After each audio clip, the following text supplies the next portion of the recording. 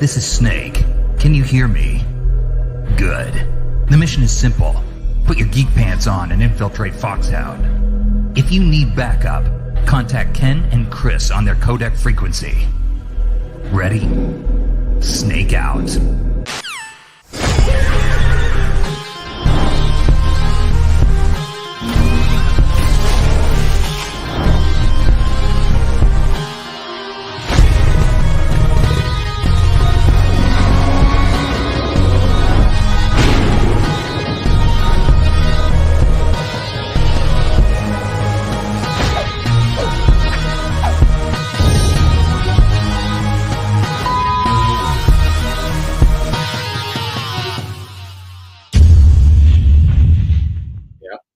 But I had to. This is Snake. Can you hear me? Good. The mission is simple. Put your geek pants on. What is happening, guys? Go away, Snake. Well, you're cool and all, but go away. Get the fuck out. He knows we're going to talk about him during this episode. Yeah, that's what it is. That's right. That's right. He has. He has telepathy. He can read our minds, like Psycho Mantis. Very much like Psycho Mantis. We'll have to change the ports of the microphone and the camera. How do they do that in the updates? Like the remakes or whatever?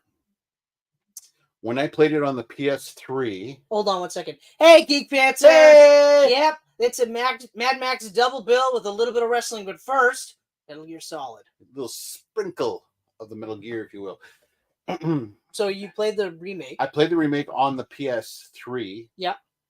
And in order to play it, you had to hold down the DualShock and assign it to a new port. Oh, okay. Okay. Like make it second player or whatever. I got you. Okay, so same I idea. don't know what it'll be like on like the PS5. Probably same idea. Probably. But that's even funnier too, because wasn't the it was on the actual box cover that it told you to do that? No. No, that was no. They gave you the codec. The codec on the back. That's right. Yeah, no, you had to figure that one out yourself. But everyone had strategy guides. Yeah. And the other thing was the memory card. Right. If you had a Castlevania save, Psycho Mantis would start talking about Castlevania. That's right. Yeah. Did they do something similar in the remake? Nope. Oh, I guess they couldn't. That's a shame. There's no memory card slot. That was cool though. I loved it. Cool. Oh man. Yeah. I wish I could go back in time and relive that game coming out.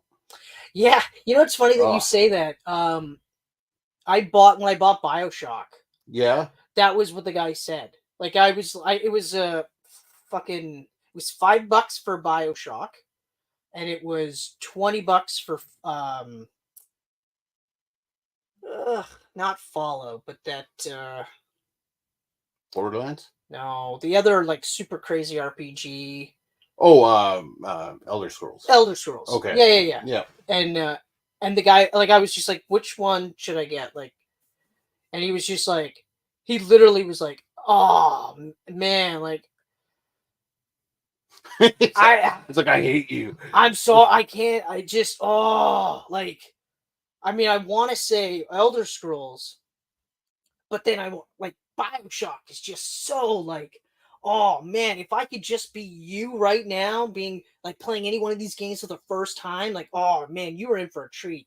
And then ultimately it was just like, I mean, BioShock, I guess, because it's $5, but still, like at 20, like that's a crazy deal. And I was just like, okay, well, I'll get BioShock. Yeah.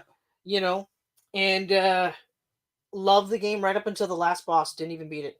No, I was like, what? Too hard or what? It probably, but like it was a weird shift too, because it went from like not really bosses per se, like the big daddies, obviously, but then it was like just a weird.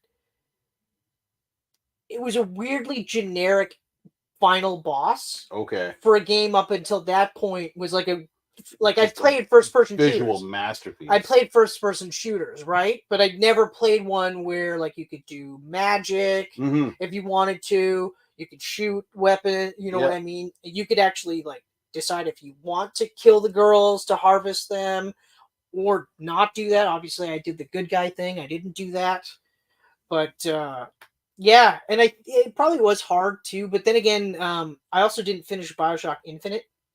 See, I beat Infinite. I got to the airship, Okay. and I just couldn't do it. But I also was playing it on normal, Oh yeah. and I refused to drop down the. See, I'm an easy guy. I refused to drop down the difficulty. So I think if I played it again and it was the same thing, where I was just like, "Holy fuck!" Because that airship was fucking brutal. Like when you're on the top outside, and then you're like shooting this one down. Yep. Because you have to get to the one. You have to kill all the dudes. Get to the gun. That hook. Yeah. Hook thing and swinging around. And then you have to shoot that thing down, and then you have to. Then there's more bad guys. I was just like, fuck, I couldn't do it. I was so mad. I died so many times on that one spot. I was like, I'm done. Fuck this shit. I hate this shit. I'm never playing this shit again. Even though, same thing, right up at that point, I was like, this is awesome. Like, this is so fucking cool. I loved Infinite. It was so cool. I got to go back and play BioShock again. I don't know what it was. I was like just blown away by how it looked and the story and the world. And then I just couldn't play it anymore. I think with that game though, the tough part is that once you get past the original, like once you get the would you kindly, once you realize that that's happened throughout the game, then it's tough to go back, because then you're just like, yeah, but I know all this, right? Because to be fair, like the guy is right. The first time you play it, and you get once they explain that you were doing this because of a code phrase that they had, and it was literally just, we just asked you nicely. Would you kindly do this for us? And you did it. You didn't have to. Yeah. But you did. And I was like, fuck. And then, of course, it's like a critique on video games in general. You're like, what the fuck?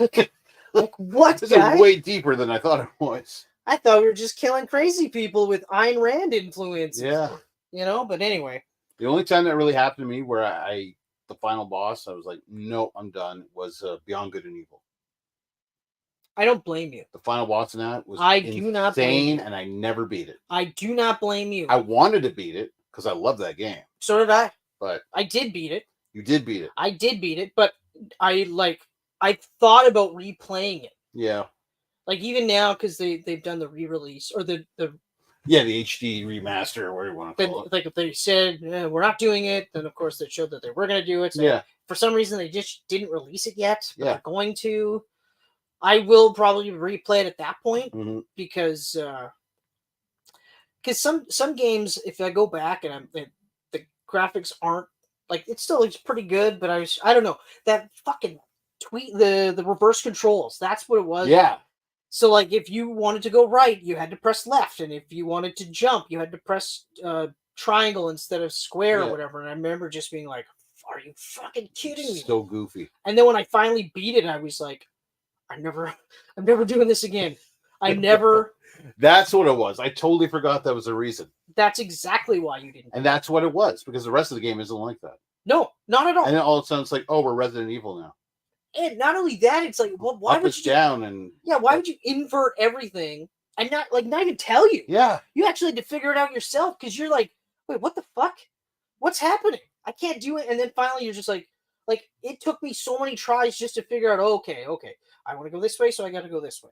I want to do this, I got to do this. I got to do this. And then, like I said, I still fluked it. I don't think that I beat it out of talent or merit or anything. I still think I fluked it, but I was like, I'm not fucking fuck this shit. Yeah. Everything up to this point was absolutely. It was also still one of the best games I've ever played in my entire life.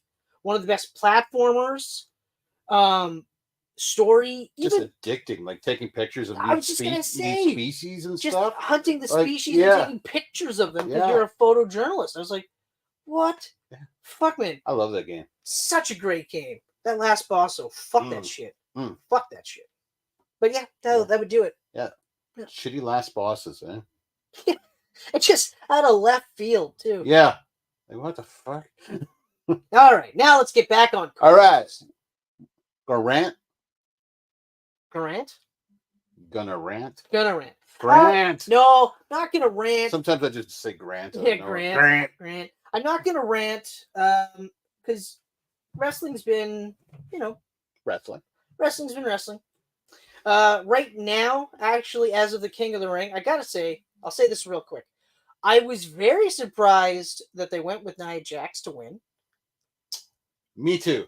Because I thought you were 100% correct when you called Lyra was going to take it. Yeah, I was like, Lyra's going to win it. And then she kept beating everybody. I was like, well, okay.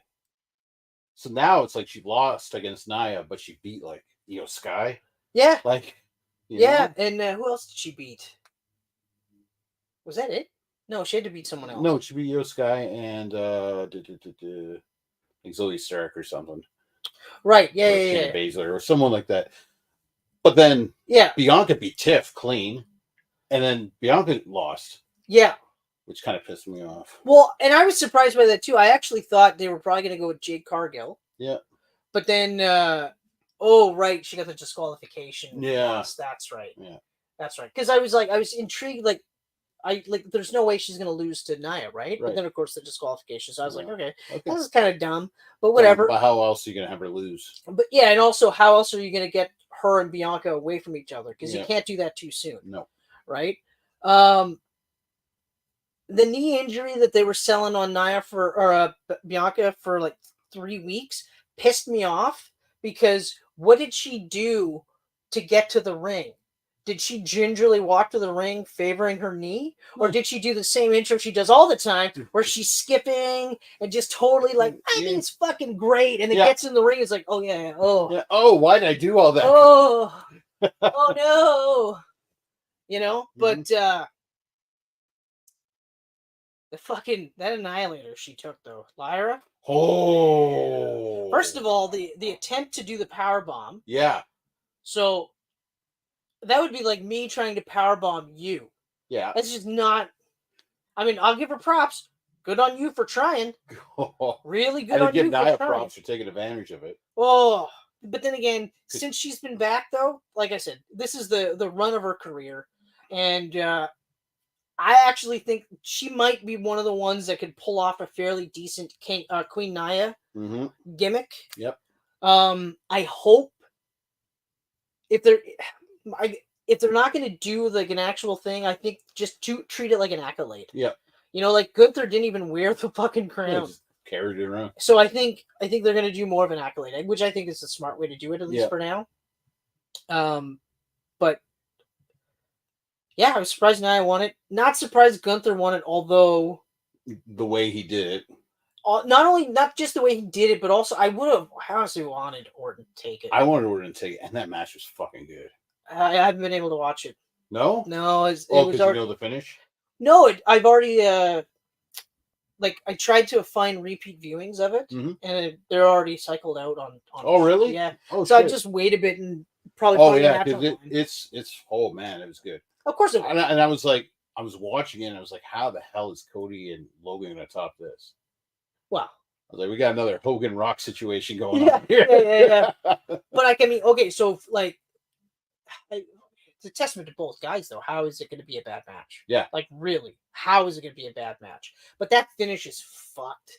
That finish doesn't do anyone any shoulder favors. Is like 7 inches off the ground. Like, you're going to tell me the ref's right there looking at that? But even like Triple H acknowledges it and goes, yeah, looks like some weird stuff happened, but ref call. And you're like, what the fuck? Yeah. What do you mean the ref's call? I watched you lose the belt to Chris Jericho on Monday Night Raw, and you weren't no COO. Yeah. You weren't some chief content officer or whatever.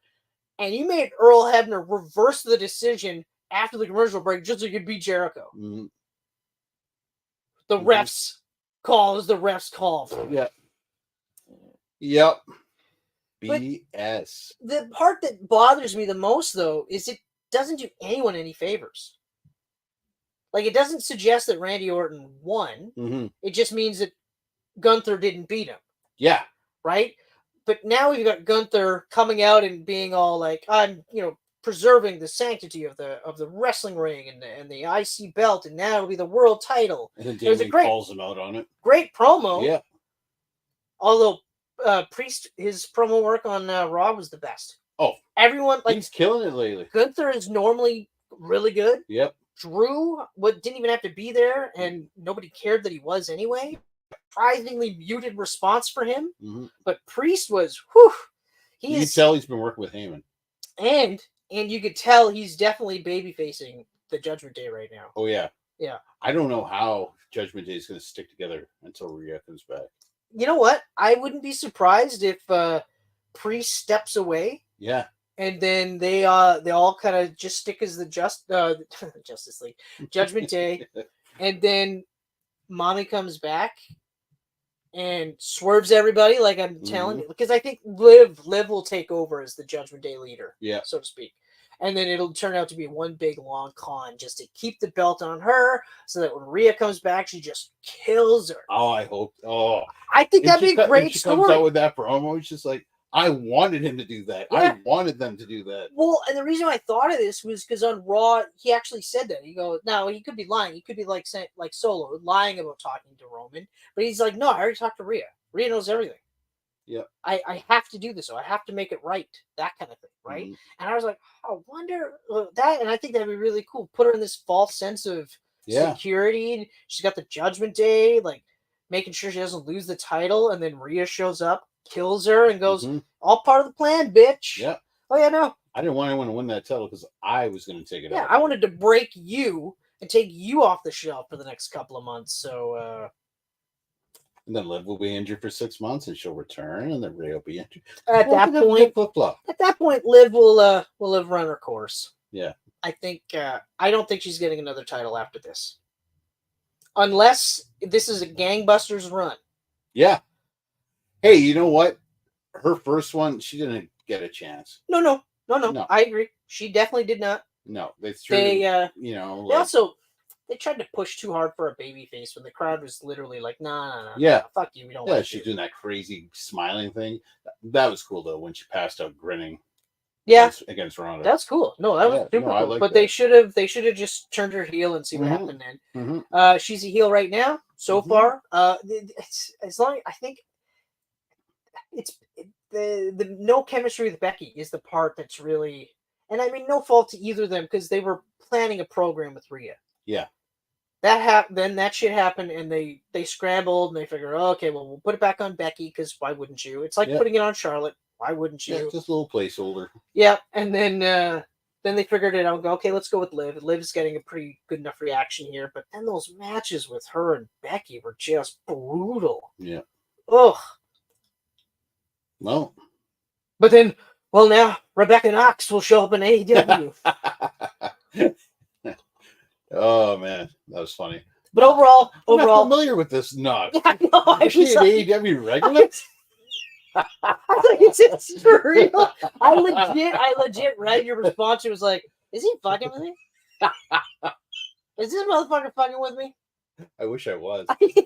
I wish I was. But yeah, no.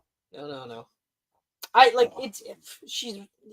don't, like I said, I think she's already signed. I think she hasn't re-signed thing. I think it's just storyline. Yeah. Oh yeah, because I guarantee. Well, first of all, she lost in a shitty cage match. There's no way. Shitty cage match. There's no way. There's no way that's her run in WWE. Where she loses by getting knocked out by Braun Strowman. Just funny. What? But it's like, what? And also, I felt bad for Braun because you could tell he hurt his knee. Yeah. And then they make him limp run the rest of the fucking night. 2 laps around the cage. Like, I was just like, oh my God, man. Like, seriously. Like, granted, in between shots, he's probably icing up and loosening up. Yeah. But it's like, that's your story? That's it. But it works. I mean, it makes sense. Keeps the belt on Liv, keeps the story going. The kiss seen around the world. Yep. And everyone's so jealous of Dom. Why? He's got a pretty wife in real life. I know. And then he's made out with Rhea Ripley and Liv. So. Well, I mean, he is a paid actor at this point. He is. He is a paid actor. Fair. But 100%. Also, I wish his dad's just like, I didn't get storylines like this. Well, his dad was actually like, Ray was saying in an interview where he was just like it's so crazy to see Dom now than when he was with me, and it's like, and I think about Eddie and just imagine Eddie watching him do this, and imagine him learning from Eddie. Like he obviously learned from Eddie because of fucking his family. Yeah. But I mean, like grandfather Eddie. God, that's the thing I don't like about dying. Like once you get past the point where they're gone, the hard part is that they're never gonna get to see anything else. Yeah. You know? Yeah. Like fuck, imagine Owen I know. Owen probably wouldn't even be I wrestling, know. but he probably, I guarantee you, he would have had Owen a would've- very, very profitable wrestling school. Oh yeah. Oh yeah. Yeah. 100%. But like, even like other guys, like, I mean, obviously, like Benoit, I just hope that whole thing just never happened, right? Yeah, but we'll never know. No, I mean like the Oh, whole. you just wish it never happened. So in that he general. didn't, like, no one Okay. died. Yeah. He didn't kill Oh, anybody. yeah, of nothing course. like that. And then was course. able to get the help that he needed and deserved. Like, oh man. That's why when I see who was doing it, Chad Gable doing the flying headbutt. Yeah. I was like, don't fucking do that. I don't mind that. No, because I mean that's where so much of his head injuries came from. Yeah, but he did it Yeah. intentionally that way. All right. Right? Like, and he, like, because he did it like Dynamite Kid. Yeah. And that's how fucking Dynamite Kid did. Speaking of Dynamite Kid, Thomas Billington, his son, is wrestling for AEW. Really? Yeah. Spitting image. He's calling himself the Dynamite Kid and everything. No. Well, why And not? apparently he's supposed to be really good. I haven't watched the Yeah. match yet. But, okay. Anyway. I don't have anything else to say about wrestling. No, you done it right? I don't think I have anything else to say about... Oh, Jordan Grace. Jordan Grace. Jordan Grace. That was fun. I got home last night and I checked out the NXT stuff. I was just like, what? I know. I'm like, holy shit. I was running, which is why I didn't respond to your text right away. And Yeah. then I saw that. I was like, holy shit. Holy shit. Yeah, But, that's so that's super crazy. cool. And then, of course, she has her match with Roxanne Perez. Yep. And no ill will towards Roxanne Perez. You're getting killed by Jordan Jordan should Grace. kill her. Ugh. Yeah. Is it a title match? No, I don't. It's just exhibition. Okay. But, like, So, yeah, she should kill her. regardless, yeah, just in general, she's just... I mean, she'll put up a valiant effort. Yep. Because Perez is rocking a little bit of a heel gimmick right now. Yeah. So she can afford to do some corner cutting. Chair shots. Chair shots. Yep. To the back. not the head. Concertos. Concertos. Yeah, but so it's also really cool that they're starting to get a working relationship with Impact. Yeah. I love it. Saw this come up. So you know how Scott D'Amore got fired? Yes. Tony Khan should hire him for ROH. Saw that online. I was like, yes. Yeah. Hire Scott D'Amore to run ROH. Khan won't, but he should. He should. Because we were talking about that. We're saying someone else should be running ROH so that he can free himself up for some shit. I can't wait till that Nick Nemeth guy shows up in WWE. In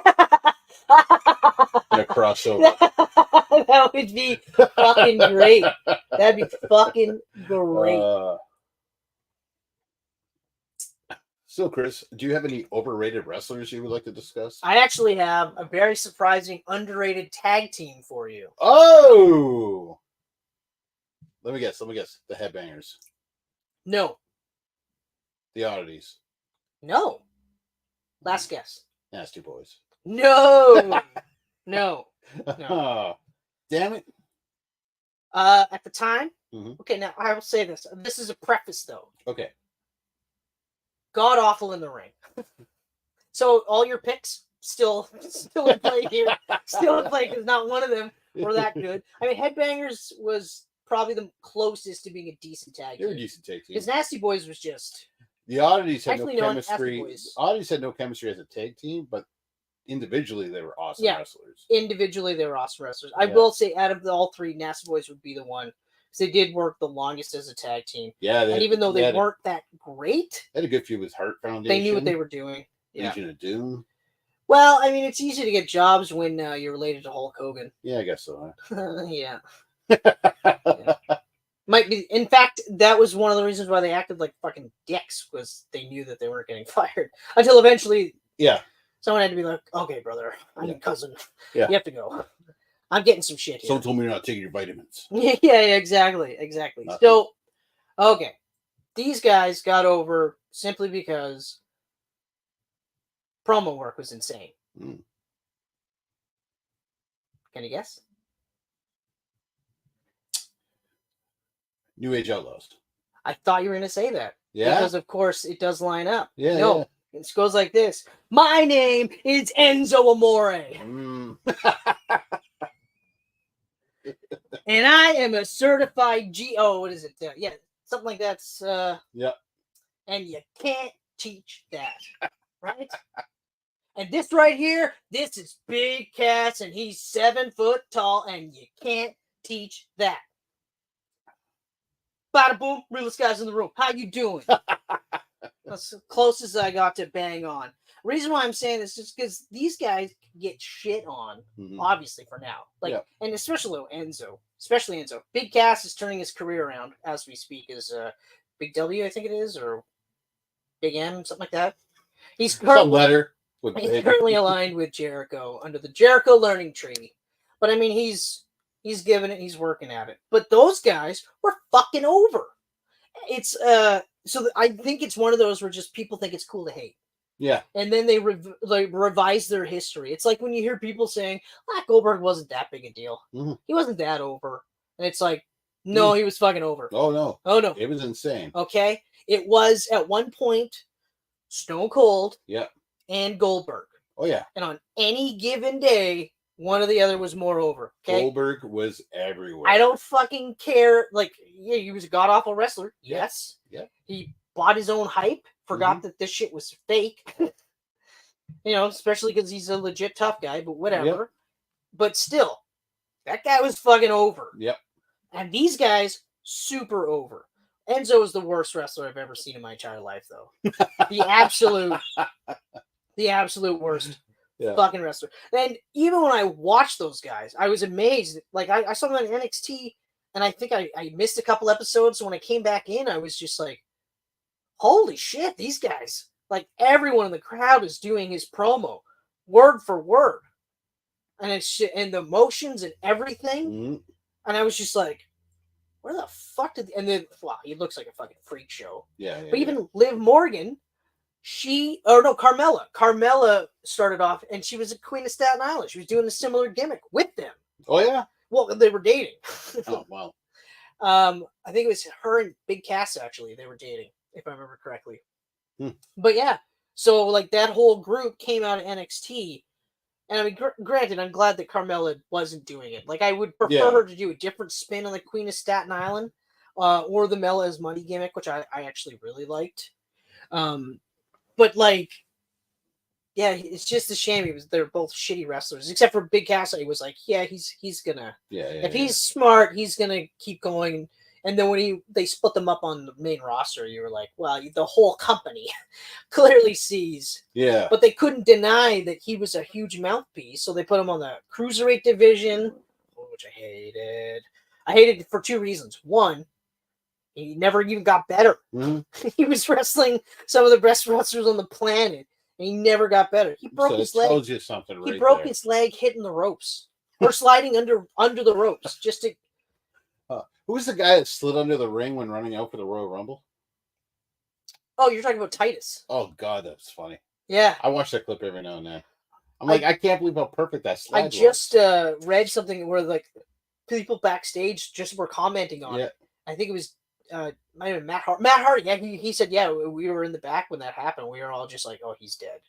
Yeah. Like, that's over. It's fucking finished for him. Yeah. There's nothing he can do. You got no Because, like, Vince was right there, so like all Vince and all the cronies, and they all just saw they're just you're like, yeah, no, never, no, and that's exactly. But I saw that and I said the same thing. I was like, oh fuck, you're done, you're fucking done, you're done. Yeah. So Enzo Amore and Big Cass, because you can't deny how fucking huge they were. They went to the main roster, and the main roster was like.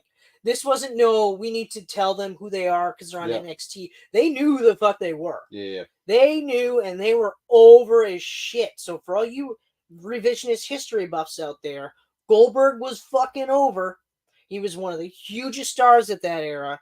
Enzo Amore and Big Cass also hugely over. And while I commend you for saying New Age Outlaws, because in retrospect, can't stand them now. When I was in DX, who was happening, I was like, yeah, I mean, granted, after a while, I was like, okay, Road Dogg, say something else. Yeah. Say something else. That was it. The promo was it. Yeah. Because, I mean, like... He was terrible in the ring. He was taking with Jeff Jarrett. And what was Billy Gunn doing? Rockabilly, right. Yeah. He was the protege from the Honky Tonk Man. Yeah. Yeah. Wow. But, yeah, so those guys got stupid over. They made a ton of money. Made some mistakes. Both got let go. Yep. And then apparently they're both like, well, I know that Big Cass is doing a lot better for himself, but I think Enzo just burned so many bridges that's why he isn't getting back. Because apparently he's been wrestling on the indies and doing quite well for himself, getting better as an actual wrestler. But we'll see. But I guarantee you, like, he would have to suck some mean dick before. Before Triple H is gonna be like, sure, I'll offer you a contract. Mean dick. Sure. Just gotta go and hang out with the Great Khali for a little bit. Oh, Great Khali. So that's it. That's my underrated wrestlers. Mine is Rosemary. Rosemary from Impact. Because not only is Rosemary Dobbs. Oh, is that what it was? No. No, she's got the makeup and Oh yeah. Yeah. But she more or less because storytelling is awesome with her. I love her storytelling. 100%. No, you're right. And it was her story with Allie, Allie who became Bunny over Yeah. No, you're right. Her storyline, right. Swear to God, that got me back into wrestling. Whoa. Because I would watch Impact YouTube every fucking week to see what they were doing. Very nice choice. Because I haven't thought about Rosemary quite. Clearly I forgot. Yeah. Fuck. Where it's like, Allison Kate. That's right. Because that's also where I started really getting into Taya Valkyrie. Mm-hmm. She had a really good run in Impact. Yep, she definitely did. The knockout division is incredible. It's always been incredible. Yeah, that's one of those. I would watch Impact any day of the week just for the women consistently. On there. It was so good that when Gail went to WWE, she was like, "Oh yeah, that's right. Vince doesn't know who the fuck I am. Yeah. I'm gonna go back to TNA. Yeah, I'm gonna go back over there and just kill it over there. Like when the Iconics went over there. Awesome Kong. Oh, Awesome Kong. Yep. Actually, Iconics might be coming back to WWE. Oh my God, I'd be so happy. Well, I would be so happy. Peyton Royce is recently. I miss them so much. Me too. Peyton, I was like, I can't wait to tell Ken. Yeah. Peyton Royce has said, like, we weren't going to come back for the one Rumble, but we're set. I would come back for another Rumble, and I was like, oh, that's great. Yeah, Billy too. And then apparently Billy. They both had kids while they were off, right? Yeah. Yeah. Okay. So. Oh man, if they came back, I'd be so fucking happy. Me too. I love Iconics. When they let them go, I was so mad. Me too. I was like, they're like, okay, sure, they're not the greatest on the roster, but they were good at what they were doing. They were doing really good. Like Billy Kay was hilarious. They're both hilarious. Peyton was actually taking off quite well in the. She was doing quite well. She was doing quite well, but fuck, they should never have split them up though. Nope. So when they got back together in TNA or Impact, oh man, Inspiration, is that what they went by over there? The Inspiration, and it was Two Eyes. Yeah. Yeah. Oh man. Yeah. Oh, they're so great. They were iconic. Oh, I love those ladies. Oh, Rosemary, nice though. Yeah, Rosemary's my pick, and like, I'm so excited. Like, I'm excited for the Wyatt Six. Oh yeah. But there's a small part of me. It's just like, it's a good lineup, but I kind of wish you could have picked a little. Like, if you could have found a way to bring Malachi Black and put him back in there. Oh yeah. And Rosemary brought her over and put her in. Oh, that'd be epic. That would be epic. Yeah. That would be epic. But I still believe it's going to be epic. Oh, I still think it's going to be epic. The Raw after Clash of the Castle. Yep. That's 3 teasers have given that date. Yeah.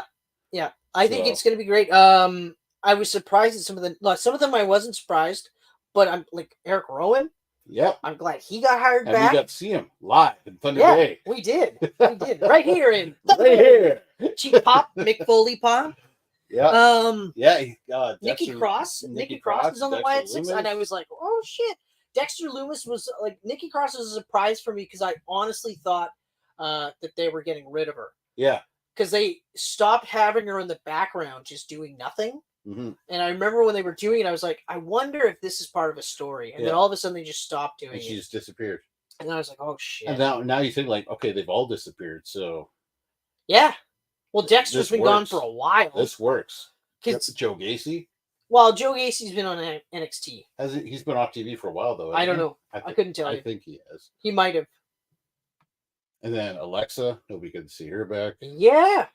And 2 women in this. Yeah. Fucking, I just sound like Dennis Reynolds. 2 wars. 2 2 wars. I'm surprised Strowman's not in it though. You know why? Because they don't need him. They don't need him, and they already got the one big man, I guess, with Eric. Yeah. Yeah. And also, I think they're just being careful with Braun. Yeah. I think they're not going to give him too much. I think they're feeling him out. You know what I mean? Seems that way. Because I mean, his first feud's with JD. yeah. I don't think like, and also he just came back from injury too, right? Yeah. So he's looking a little bit heavier than he was when he left. He is heavier. So, and I mean, okay, like I get it. He's not shaving his head anymore. I think they're just kind of going to go easy with him for a bit. Yeah. Well, that'd be good. I mean, you never know. They could start turning more people. They could Start as the Wyatt 6 and end up being the Wyatt SmackDown. I just want to see him take over. That's what I mean. I'm so ready. Like, I'm and so then it ready. becomes a question like, who's a part of the Wyatts? Yeah. Like, who's a Wyatt? You know, and the next thing you know, it's like fucking Chad Gable's a Wyatt, and you're like, what? Triple H. Triple H. Papa H. No, Stephanie. Steph, yeah. They make it seem like it's Triple H, and then it's just no, it's Stephanie. Yeah. Oh. Mm-hmm. Oh. That's good. Yeah. So good okay. Picks. All good right. Picks. Into the wasteland. Into the wasteland of Australia, because that's the only place that managed to survive. Yep, just Australia. Just Australia. It's just a dirty heap in the middle of the ocean. I mean, it's not much different than what it is now. Hey, fans in Australia that we'll never have anymore. Yeah, the good thing about the wasteland being in Australia is all your creepy creatures are dead. No, they're still alive. Are they alive? Yeah, they're. This one guy spent the whole movie doing this. Oh, God, that fall. And at first, because you only see the one, I was just like, oh God. But then, like, later, it would both. So he's just casually in conversation being like... And he was in Fury... I don't remember him doing that in Fury Road. I don't remember him doing that in Fury Road either. I don't know. It was weird. It was fucking weird. It was... Yeah, it was... Oh, that was her. Rosie Huntington Whiteley. Oh, yeah. Yeah. Yeah. It was. Mrs. Statham, you could call her. Mm-hmm. Okay. All right. So what we're talking about? 2015 classic Mad Max Fury Road. Yeah. And to date, first time I've ever watched it was Sunday night. So this is exciting. So I mean, I've watched all the other ones. Yep. And then this one was Furiosa was coming out, and I was like, well, I guess I better watch this movie. Mm-hmm. And you were like, yeah, we should do a Camcast. And I was like, oh, okay, well, yeah. Then I'll fucking watch the movie. Okay, so directed by George Miller. I think that's his name. Yeah. That's how you pronounce it? Yeah, the guy that made Happy Feet. Which is hilarious. That's what he's known for. He actually is probably in some cases more known for that. Because like this is later in life, right? Yep. Although Twilight Zone, the movie, there's that as well. Oh, The Witches of Eastwick, really? Yeah, he made some good shit. He did that. Yeah. Oh, and then he nails it with Babe and Babe Pig in the City, so it's not that surprising. No, he went from Mad Max over to like kid movies for a while, and then went back to Mad Max. What an interesting guy. He's a very interesting guy. I also found out today during an interview that he was a doctor. Okay. Like an actual surgeon. And then he went into filmmaking. Wow. Yeah. Not a bad job to fall back on, though, eh? So if this acting or directing thing doesn't work out, I could just go back to being a fucking surgeon. Yeah. Crazy. Written by George Miller, Brendan McCarthy, Nico Lathuris, based on characters by George Miller and Byron Kennedy. Okay. Cool. So the cast: Tom Hardy as Mad Max Rockatansky, Charlize Theron as Imperator Furiosa, Nicholas Hoult as Nux, Hugh Keys-Byrne as Immortan Joe, Yep. Josh Hellman as Slit, Nux's Lancer, Nathan Jones, the illustrious Nathan Jones. He will not be on our underrated list. No. He will not be. Why not? He was awful. Oh. Also, he's a pussy, too. I was going to bring him up after John Gonzalez. Well, okay, you know what? You could. If you could show me some matches that prove that he is actually pretty good. I got nothing. Yeah, I thought so. He was a big dude, so they threw him in a ring, and he shouldn't have been in a ring. Nathan Jones as Rictus Erectus, Joe's muscular, unintelligent son. Imagine him and your son Erectus. Well, I mean, his name is Immortan Joe, so... Immortan, yeah. Yeah, not immortal. Immortan. Immortan. Is that... I wonder, does that actually mean anything? I don't... I was going to look it up. It was like, did they mean immortal and they just spelt it wrong and then went with it? No. No. Okay. Rosie Huntington Whiteley as the splendid Angahard. I'll give Joe credit. He's got some good-looking wives. To be fair, yeah. Or breeders. Zoe Kravitz as Toast the Knowing. Riley Keough as Capable. That's it? Yep, that's it. Oh, another of Joe's wives. Just okay. Okay. You were... Capable. Yeah. All right. She's the one that forms a bond with the War Boy Nux. Abby Lee is Dag. Oh, the Dag, sorry. Another of Joe's wives. Courtney Eaton as Cheeto the Fragile. Another of Joe's wives. Is that the orange hair one? No, it's Cheeto, not Cheeto. The orange-haired one is... It's not Cheeto? It's Capable. Okay. Because that's the one that clearly hooks up with Warboy Nux. Yeah. And it's so funny that after Warboy Nux, or I don't know why I keep saying Warboy, but just Nux has sex with her, that all of a sudden he's just like, yeah, I don't want to do this weird shit anymore. I just kind of want to hang out with you. Do I have to spray my teeth every time I go to war? Yeah, I don't even want to go to war. I just want to hang out with you. This is great. Can we do that thing again where I put my... I don't know how it works, but it's great. So anyway, John Howard is the people eater who rules Gastown. Kind of gives you an idea of... So he's the guy that rules Gastown. Okay, so that's Nipple Man. Yeah. Nipple Man. Yeah, that is him. Well, that's him looking normal, though. Oh, look at that. Not ravaged by the wasteland. And not a nipple to be seen. But it's funny because, knowing... Well, he kind of telegraphed the ending of Furiosa. Spoilers. Yeah. May or may not be a prequel. Richard Carter as the Bullet Farmer, who rules the Bullet Farm. Iota as the Doof Warrior, the guitarist who travels with Joe's war convoy. I don't know who Iota is. He's a love it or hate it character. For me, it was like, because I remember even in the trailers, I was like, well, what the fuck's the point of that? Yeah. And then when I watched the movie, I was like, oh, so there's no fucking point. There's no point. It's so, I know it's supposed to look cool, so if you thought it was cool, awesome. Yeah. I didn't think it was cool. Angus Sampson as the organic mechanic. He's the doctor who works for Joe, just in case you were wondering. Okay. Jennifer Hagen as Miss Giddy, the caretaker of Joe's wives. Megan Gale as the Valkyrie, the youngest of the Buvalini.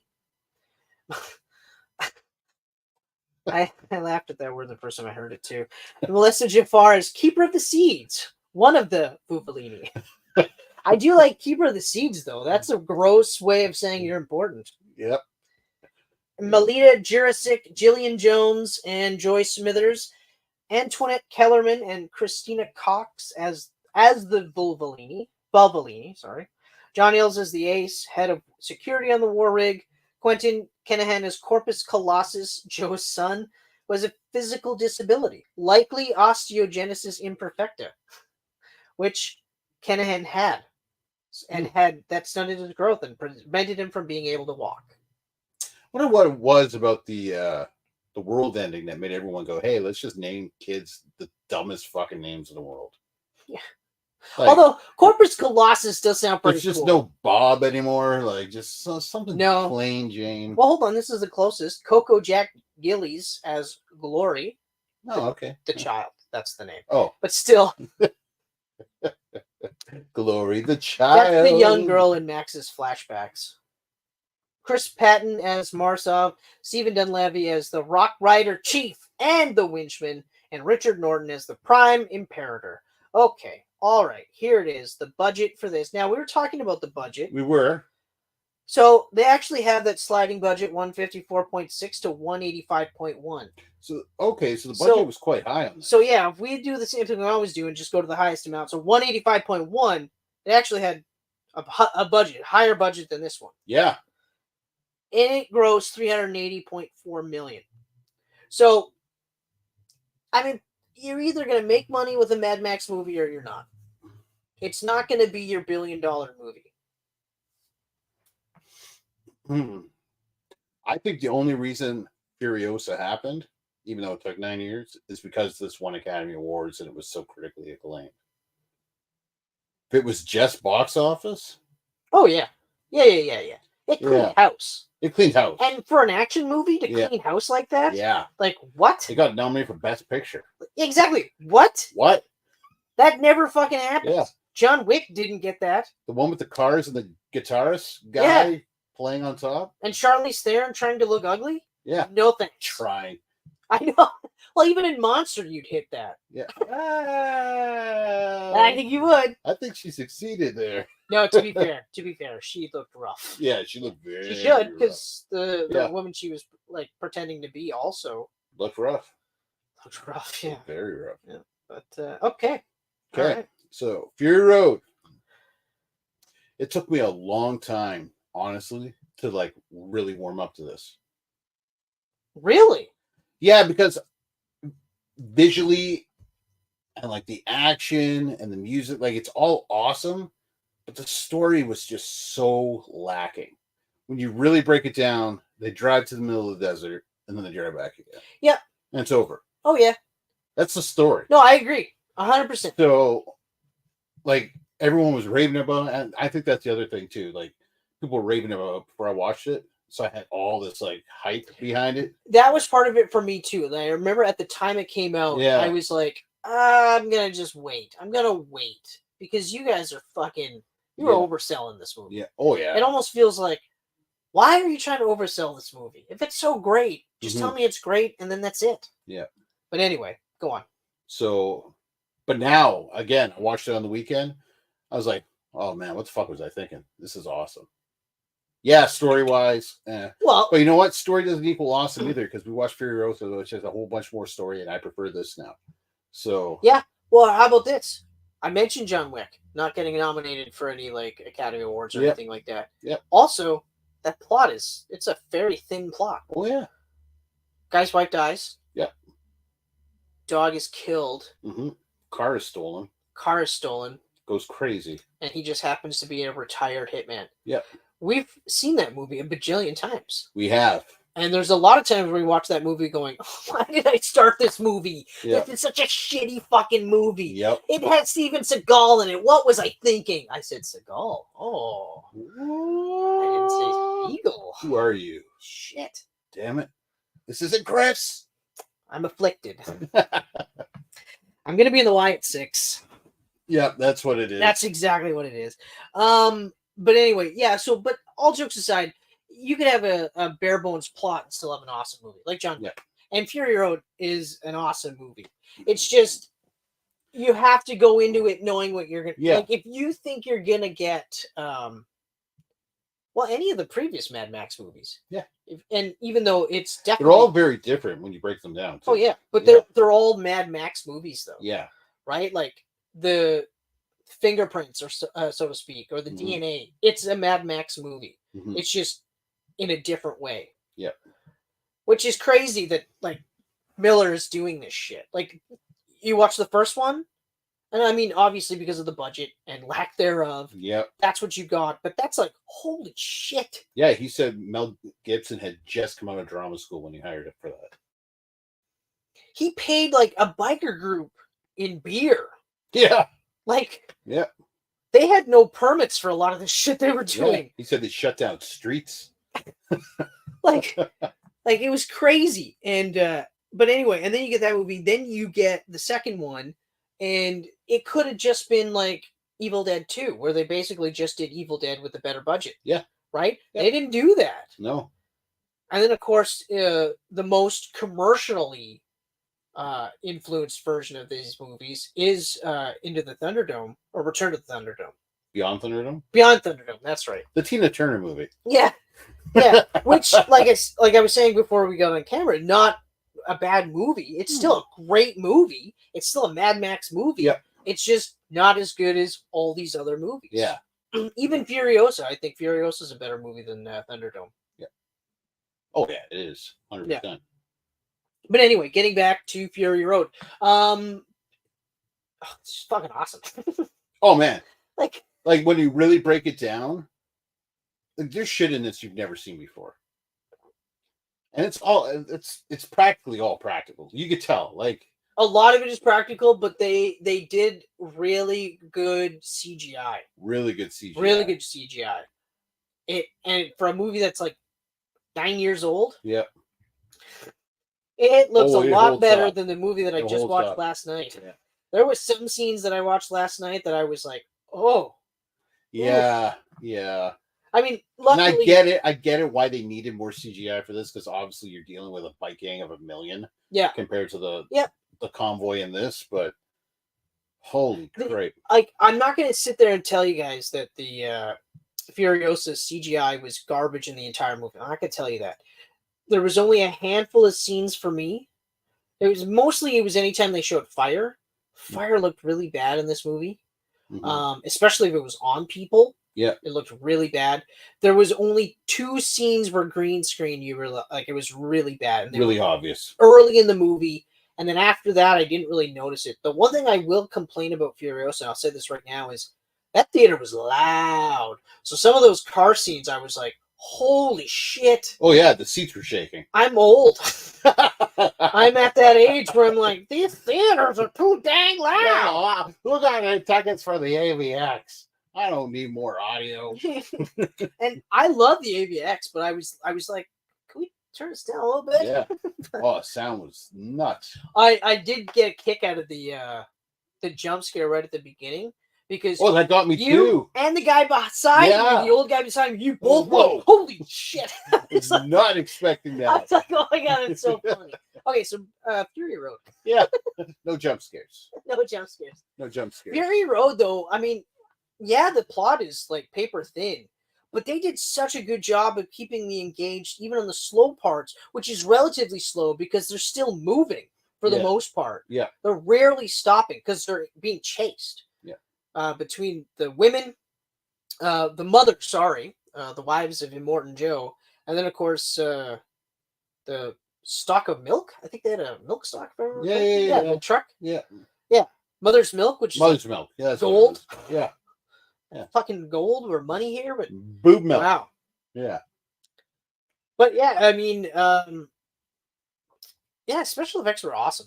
Oh yeah, they were so awesome. Good. The fight choreography and everything, like. Yeah, the fight choreography is incredible. Near the end of the movie, the final sequence where they're going back to the what the fuck's it called again? Citadel. Oh, yeah, the Citadel. They're going back to the Citadel, and everyone's on those sticks going like this in the air. Man. Like, just visually, you're like, holy crap, that looks good. Yeah. That looks so awesome. Everything about that movie. And the score. Awesome. Score was incredible. God. This was the movie where I was like, Junkie XL. Or Wolkenberg, or whatever you're calling yourself these days. Junkie XL's not marketable anymore? No, it's weird, right? He wants to be respected. That's what it is. I don't want to be some shill for a corporation. Yeah. I'm an artist.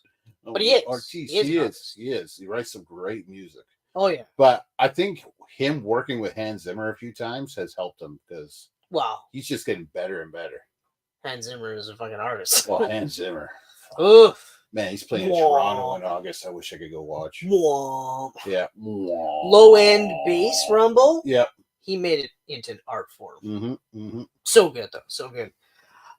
Okay, so what are your thoughts on Tom Hardy's Mad Max? And why they took so long for him to confirm that he was Max? I don't know why they waited so long. Mad Max Fury Road. Yeah, I don't know why they waited so long. We know he's going to be Max. I mean, everyone's been talking about it and everything. That's weird, though. It's okay. It's okay. He's doing his grunty. There was a few times I was like, "You sound like Bane." So I actually interpret it kind of like he was doing his version of Mel Gibson's, obviously Mel Gibson's Mad Max. Yeah. But like, I think more in the second one because he was a bit more primal in the second one. Right. Or no, yeah, third. I know. Thunderdome. He was a little bit more. He was primal in that too. Yeah, he was, yeah. So I mean, like, it's, you know what? It's kind of like watching Brandon Routh do Superman. Yeah. Superman Returns. Yeah. You know, and you know that he is just doing.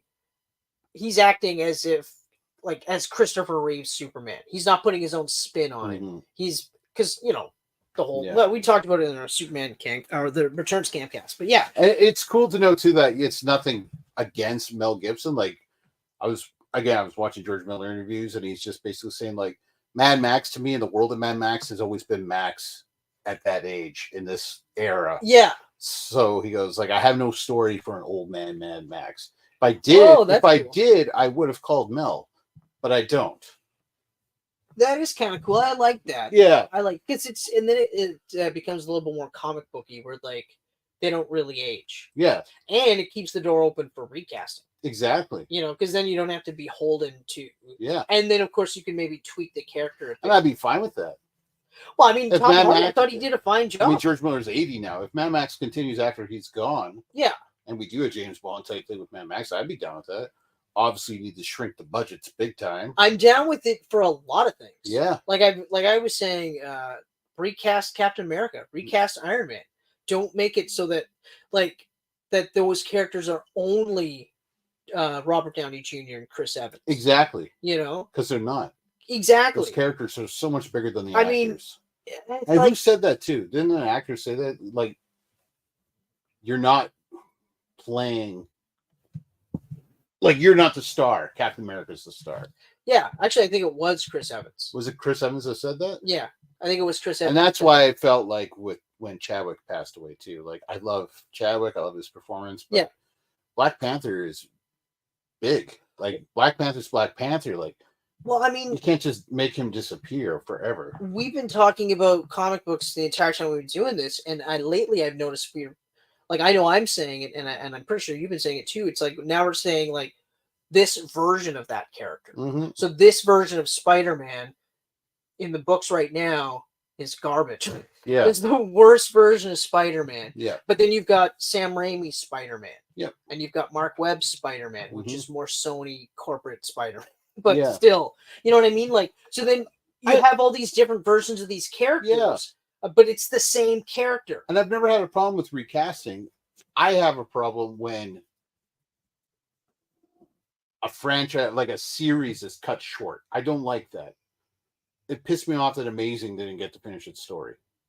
I love that. Money's money, though. Money's money, but it sucks. It really sucks. When you're playing the long game and you're teasing things, finish it. I like, just fucking finish it. Oh no, I agree. I hate it too. Like, it's easy to sit there and be like, yeah, blah blah blah, but it's still like it's Superman. Superman. Ben Affleck's Batman. Right there. Gal Gadot's Wonder Woman. And Wonder Woman made close to $1 billion. Flash got his own fucking movie and his own ending. Yeah. Yeah. He got he got it all. Like, what the shittiest character. They wrapped up Flash with a bow. I'm sorry, not the shittiest character. Well, the shittiest person. Playing a character. Yeah. And that was the movie they went all in on. Yeah. And then they were like, oh, hold on, wait till you see Black Adam. That bombed? Don't watch any of the others. You fucking suck. And then they give no. First it was hang out. Oh yeah, Black Adam came out first. That's right. Yeah. It was first. It was Black Adam. Then after that, it was like watch the Flash and nothing else. Yeah. Don't ever watch anything. Don't watch that. Oh, don't watch Blue Beetle, which is fantastic. Yeah, with infinitely better than the last two movies. Aquaman 2, which is great. Aquaman 2 also so good. Like, it's crazy. It's crazy that Warner could take a movie that made $1 billion and drop its sequel so it barely makes $300 million. But then companies will see a franchise like Mad Max and think that's going to make $1 billion. Yeah. We just have to do this, this, and this, and it'll make $1 billion. Yeah. And you're like, no, it won't, because it can't. Yeah. Mad Max fans it's like a niche. Yeah. You know? Yeah. You might get some new Mad Max fans with this movie, just like you might have got some new Mad Max fans with Fury Road, but they're older and they're mostly men. So, yeah, you know, that's a certain percentage of the population that's going to that movies.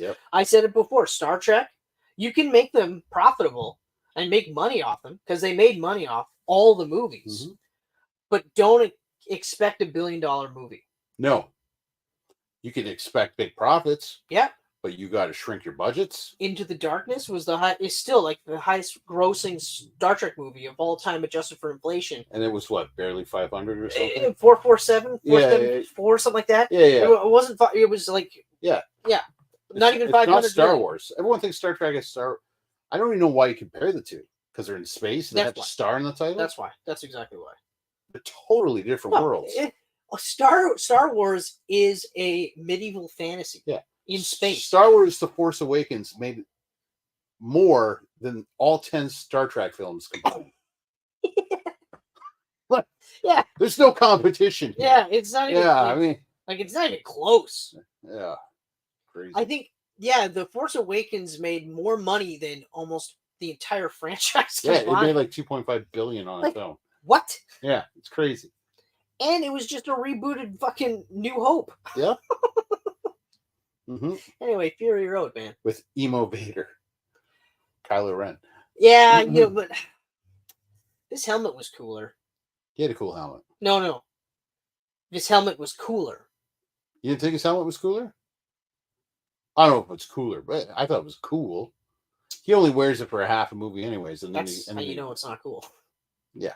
Well, you got to see his face. You got to see his face. I don't know. That's what you're paying for. I spent 3 movies not seeing Darth Vader's face, and I was fucking terrified. Yeah. And then when I saw his face, I was like, yeah, it's good that he's dead. It's the voice. It's that James Earl Jones. Oh, is that who that was? Yeah. He looked white under that man. Yeah. What? I thought he was a white dude. Remember when the thing came off? He was white because, Luke's white, and so is Leia. So if you want a fun movie, watch Fury Road. Yeah, no, it's going to keep you awake. If it's one of those things where you're, I'm a little sleepy. I don't know if I can make it through movies. Put on that. That's how I was. Sunday night, I came back from the trip, and then finally got to calm down, and I was like, you know what? Screw it. I'll start the movie now, and if I fall asleep, I fall asleep. Like whatever, right? 20 minutes into the movie, I'm like, I'm not falling asleep. I went from like lying down to being like sitting up, going, holy shit! My God, I'm not falling asleep. I'm watching this movie. I'm going to finish this movie. One of the biggest positives, though, is that you don't have to watch any of the previous Mad Maxes. Not at all. Not even one. Not at all. You don't even have to watch any of them. You don't even have to be familiar with Mad Max to watch this movie and like this movie. It's just, you want a relentless thrill ride? Watch this movie. I think that's why it did so well, too. Yeah. You didn't have to watch the original 3. You didn't have no homework. Like Furiosa, you got to watch Fury Road. I don't think you have to. Because, like, I know I had said that they had said some things that you wouldn't know what they meant. Yeah, okay. But I was like, it's not that bad. Like, if you didn't know, and then when you watch Fury Road, then you're like, oh. So then when you rewatch Furiosa, you're like, okay, all right. It's not as bad. I think you could actually get away with not watching. I think you'll appreciate it more, though, 100%. if you see Fury Road. 100%. Because we were pointing that out, like, when they were going through that fucking valley or whatever, we're like, hey, that's that valley. That's right. Oh, there's the green place. Yeah, exactly. Exactly. Or even just seeing the Citadel for the first time, like, all that stuff. Like, you're right.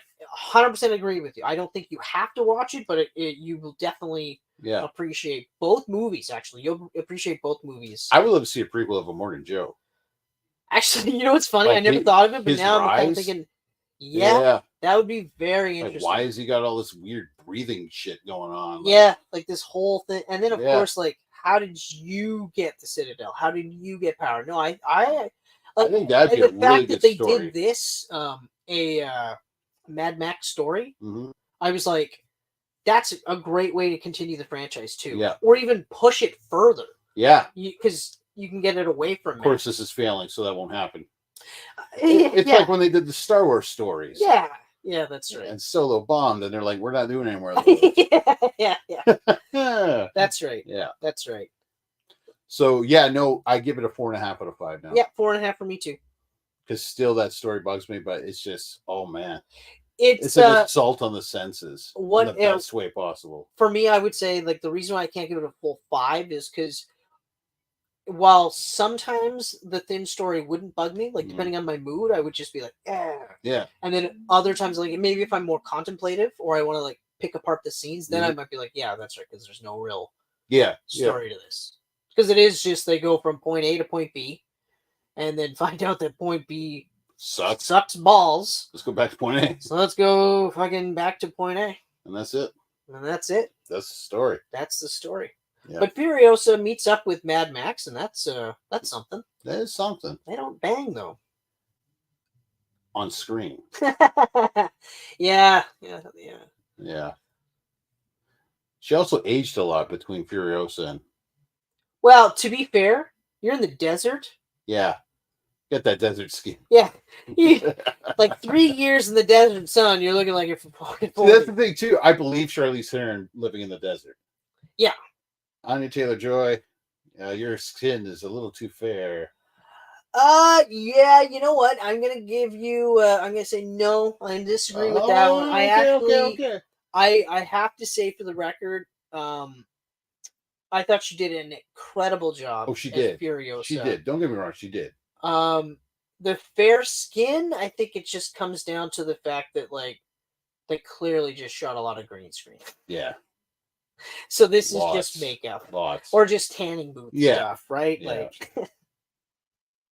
Like It was a good movie though. Furiosa. Yeah, it was. I got really nothing else to say for Fury Road. No, it's awesome. Watch it. It's great. It's good. It's good. Also, like, it seems silly to say this too, but like for 2015, like I know they were trying for a girl boss phase for movies and stuff, but this was one of those ones where I was like she's so fucking badass. Oh yeah. But she's also like she's not a dude with tits, right? Right.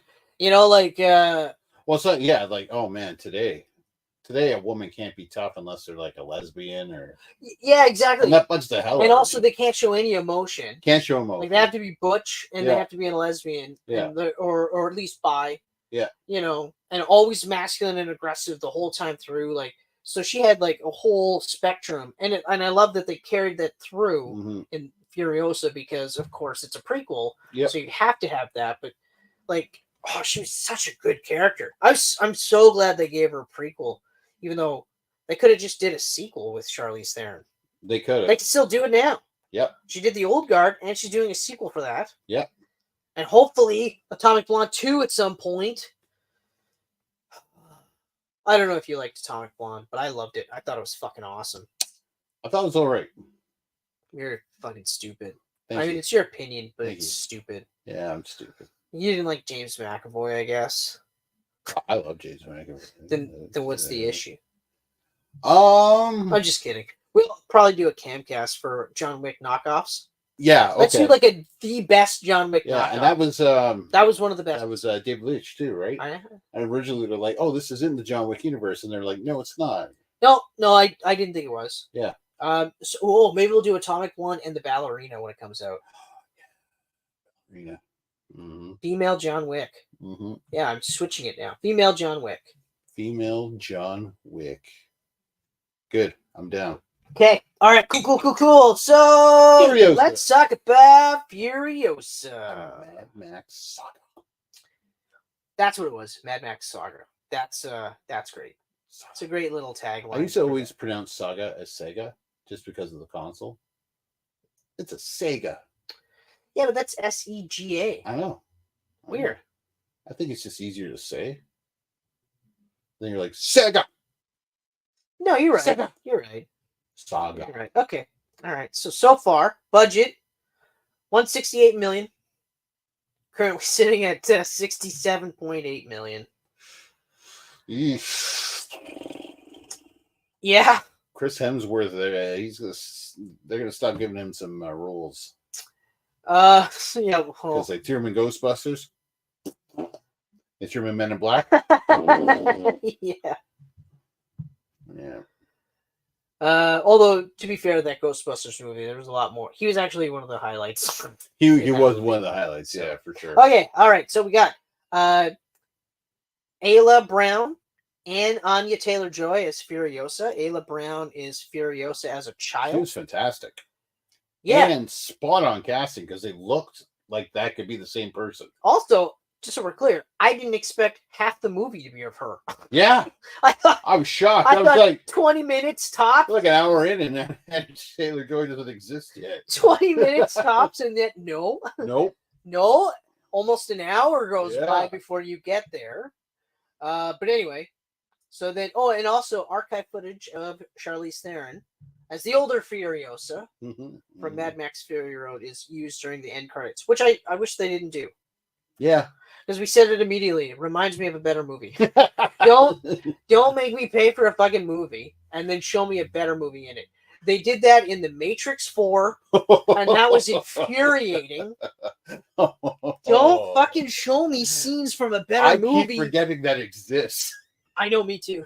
Like, no, as far as I'm concerned, that's still just a trilogy. I saw a clickbait article on the Google feed, and it was like, the Netflix Keanu Reeves movie, like franchise movie, is like most top rated one, and I saw like a little picture, and immediately I was like, oh, that's Matrix 4. I'm not clicking on this ad. I'm not clicking on this ad because fuck that shit. All right, so we got a comment. Oh, Michelle Rodriguez walks so that every tough female lead nowadays can run. I'm guessing can run. Nowadays can run. Yeah, well, yeah. Yes and no, because she was playing the stereotypical, like, I'm just as badass as the man type of character. Yeah. At least for the movies that I've seen with her in them, like playing that role. She plays the badass chick for sure. I didn't see any softness. I love it when I'm a fan. I am a fan. Badass female hero is not obviously a badass like Ripley. Ripley's Sarah Connor in the first Terminator. Yeah, Sarah Connor in the first one. Oh, but when she levels up in the second one, it makes perfect sense. Yeah. So while I agree, I also kind of disagree because I have to say, you just got to watch a James Cameron movie, really, and you're going to see it's like the toughest of the tough. They're more human versions of badass women. Yeah, and you're right. Like, I like it when it's not just like it's the same with a dude where he's posturing like I'm fucking badass, and it's just like, well, why do you have to tell me so much? Yeah, you don't have to oversell it if you're really a badass. But I say that as a fan of Michelle Rodriguez, just so we're clear. Oh, I love Michelle Rodriguez, and she's been great since the start. Like, Girl Fight, awesome movie. Oh, Girl Fight. What else? Oh, Dungeons and Dragons. I fucking loved her in that movie. Fantastic in that. The first Resident Evil, fantastic. Yep. Whether you like them or hate them, all the Fast and Furious, she's great in them all. Well, I haven't seen all of them, but every time she's always great. Avatar. Yeah, Avatar. James Cameron. I see her and I go, oh, great, she's in this movie. Yeah. Although Dungeons and Dragons, I popped so hard. She was my God, so good in it. I was so worried that movie was going to blow too. Man, I love that movie so much. It's such a good movie. One of the biggest surprises of the decade. Oh, it's so good. It's amazing. So good. It's amazing. Okay, let's get back to the cast here. Chris Hemsworth plays Dementis? Dementor. Kind of telegraphs how I felt about his... But we'll get into that. Tom Burke is Praetorian Jack. We're going to talk about that guy too. Yeah. Praetorian Jack is a fucking badass. If I was good with CGI and stuff right now, we'd have like big red exclamation marks coming out. Yeah. So, okay. Lacey, reprising the role too. Lacey Holm is a Morton Joe. Yeah. The warlord leader of the Seven. Well, he was a different actor this time. Was he? Because the original guy died. Right. In 2020. Right. In fact, I was going to bring this up. The guy that played Morton Joe in Fury Road is the same guy that played the main villain in the very first Mad Max film. Different characters. Holy shit, toe cutter. Yep. Holy shit. Yep. So that's really cool. George Shefstoff as the history man, an expert in pre-apocalyptic history, science, and technology. He serves as Dementis' film narrator. John Howard reprises his role as the people eater. Nipples the entire fucking time. Yeah. I didn't even notice that at first either until you're like, oh God, just stop doing that. It's like, all he did. And I was like, oh, he's rubbing his nipples. And the creepiest part is it's in conversation. He's like, we're gonna bomb the shit out of them. Like, imagine. Like, he said different. He said things differently, but it was essentially just like casually. Or it's like, I can't do that. I can't give you that. This is insane. Yeah. You know, like, it's just like, how fucked up. Like, you can't even look at me. I can't Black do it. You were looking at me. I can't do it. Like, it's tough. It's tough. Nathan Jones shows up again as Rictus Erectus, Joe's muscular but dim-witted son. Josh Hellman as Scrotus. Like, you're talking about naming your kids. Scrotus and Erectus. Who is Joe's psychologically unstable son. No shit. Yeah. His name's Scrotus. Charlie Fraser as Mother Jabassa, Furiosa's mom. She's awesome. She was great. So, badass. Like, right out of the gates, yeah, badass. Awesome. Okay. Dylan Adonis is Little Valkyrie, a Fuvellini friend of Furiosa. This one I just learned today. I was surprised. Elsa Pataki. Yeah, I noticed her right off the bat, and I was disappointed she wasn't in it more. She was. So she plays the Villini general. Yeah, at the beginning. But also Mr. Norton, a deformed survivor who joins the biker horde. The chick with the fucked up face. Was that her? That was fucking her. That was her? That was fucking her. Holy shit. I had no idea that was her. I was her. like, oh shit, that's so awesome. When she has a full face, I recognize her immediately. I was like, she's familiar. I don't know why. Like, something about her familiar. I made the connection because I don't think I've seen her anything in Thor 2. Yeah, that's when she was stand-in. But I didn't know got a good deal. He's got his wife and everything now. Yeah, no kid. Well, I'm good for her. Adam Sandler does it. Yeah, I would. His wife's in every fucking movie. She's great too. Like, so then we got Brian Probitz as Chum Bucket, a hunchback auto mechanic at the Citadel. Quaden Bales as a war pup. Peter Stevens as guardian of Gastown. A war pup? Was that the little guy? That's the little guy. I was so sad when he died. Yeah. But then again, cabbage farts. Cabbage farts. He was going to die regardless. Iota returns as the Doof Warrior, the post-apocalyptic version of a drummer boy this time. Lee Perry as the Bullet Farmer, ruler of the Bullet Farm and the Citadel's arms supplier. Daniel Weber as War Boy. Sean Millis as Lone War Boy. And, Jacob Tumuri as Max Rockatansky. That was actually him. That was him. I was like, are they seriously doing that? Yeah. And then I was like, why the fuck would he, like, step in and help? Yeah. But I guess that's not what you do. But yeah, so. Oh, that was actually something else that was really cool. I'm going to just keep talking about this interview. Awesome. This George Miller interview? Yeah. It was so great because the guy interviewing was actually asking decent questions. So he asked him, in a movie like Furiosa, which is in the Mad Max world, do you know where Mad Max is at all times? And he went, yep, I know where he is. So when this is happening here, I know that he's over there. And when this is happening, I know exactly where he is in the wasteland over there. Whoa! So like he's got the world and his timeline plotted out completely in his head. Here's something cool. Oh. You ready? I'm ready. So Jacob Tumuri served as Tom Hardy's stunt double during the filming of Fury Road. Whoa! Well, that explains why I kind of look like him from behind. Yeah. So retroactively, the movie got a little bit cooler knowing that was actually, because I was like, is it? Yeah. Are they actually going to do this? Yeah. And they did. So they did. Cool. That was cool. Okay.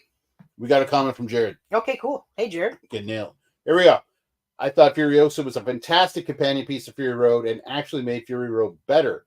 It showed us places we'd only heard about previously and gave context to Furiosa's motivations. I say yes, I agree to all of that. I also agree to all of it. I will say, if you're expecting Fury Road, don't. No, they're very different films. Very different. But if you're following George Miller, then I guess you shouldn't be surprised. Yeah. Like, really. Really? Really. Like, this guy was making happy. Could you imagine what his Justice League would be? Oh, I wish. Did you just see, like, I they wish we showed could have pictures seen of it. what the costumes would be? Yeah, I saw some images. No red trunks for Superman, and no red boots, which is super weird. Yeah. Huh. Even back then, they didn't want trunks. Yeah. It's crazy. Aquaman actually looked very similar to Momoa's design, which I thought was really cool. And they had Green Lantern. I would have loved to see John Stewart Lantern. Who is writing it? Oh fuck, I can't. I think he was writing it. Was he writing it? I can't remember. Is that like? Don't actually. You know, I what? think there was a big writer attached to it too. I don't remember who. Man, it would have been great to have seen that. I forget how great of a director and also the cinematography for the last two movies are. God damn. So good. So good. Was this after Superman Returns it was supposed to happen? Like before Man of Steel? Oh, yeah. Okay. Yeah. Yeah, that would have been great. So that's what they would have looked like. I forgot. No, he had the boots, but... oh, yeah. Yeah. Oh, that's a... Yeah. Yeah. Yeah, that would have been fantastic. Okay, so... I wish you could have seen that. Loosely based off the Tower of Babel and Superman Sacrifice. Fuck off. Writers Kieran Mulrooney and Michelle Mulrooney. Okay, so no one. Yeah, I don't know what they've done, but I guarantee you that like it's a Miller movie, so he would have been just like, let's just do it this way. Yeah, he would have rewrote the hell of it. Yeah, but anyway, so I was saying, I like this movie a lot. Like I really like this movie. But having said that, when they show the end credits of Fury Road, it was like it's in my opinion, a better movie, even though the story is way better in this one. Fleshes out all these characters. They do a really good job of like setting up Furiosa. They do a really good job. There was a few points where I was like, I questioned what he went with, like when she first escaped Nathan Jones. Yep. And then she's hanging upside down. Yep. And then they did like the crazy time jump to her being a boy and hanging out with guys. Yep. I was just like, I wish I could have seen a little more there. Like, how the hell did you escape that bridge that was covered with people? Yeah, no, I agree. That would have been nice. And also the chapters. I'm never really a fan of chapters like one and then in movies. And it really took me out of everything. I don't know why. If anything, if you're going to have chapters, just say her age, Furiosa, age 7 or something. Something. Or just show us the passage of time, like because they were doing it already. They were already doing it. Hair was getting longer, and the tree grew here. That was really cool. Yeah, that was really cool. You know, but so I agree with the chapters through me. Yeah, chapters through me. And the narration through me too. I didn't really like either how it was being told as a story through someone else when it was meant to continue. When it was meant to continue right into Fury Road. You know, actually, to be honest, like at the end, this is massive spoilers. When they show the different versions of Dementis' death, I actually thought that was really cool. I didn't mind the narration at all, actually. But it would have been nice if it cut to him, like the what's his name, storyteller, where the guy with the old tattoos. Oh, like actually whatever, telling the story. Like, who was he saying this to, or was he tattooing this on his body? Like what? Oh, he was telling us. He was. We were the. Oh, okay. We're the audience. I don't want that. Okay. I don't want. No. I want you to show me. Don't tell me. I know I'm the audience. Don't fucking remind me. So it's cool. It's cool that they did that, but also, I wish he would have been telling kids or something a story. Okay. Yeah. Like they could have did a little time jump. It actually would have been better if it hadn't continued in the Fury Road because he could have been telling that story after Shirley saved everyone.